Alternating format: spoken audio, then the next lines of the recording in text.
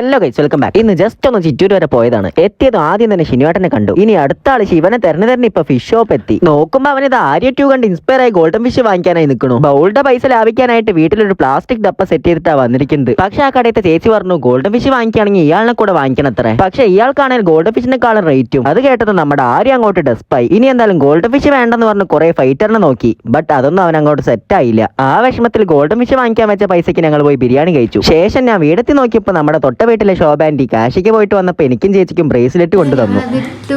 നല്ല രസമുണ്ട് കാണാൻ. അവൻ എന്തോ പൂജാരി വന്നപ്പോലെ ഇട്ടിരിക്കുന്നത്. ഞാൻ സെറ്റ് എന്റെതാ കരിങ്ങാലി, രുദ്രാഷ്ട്രം, എല്ലാ പവറും എനിക്കുണ്ട്. രുദ്രാക്ഷം എല്ലാ പവറും എനിക്കുണ്ട്.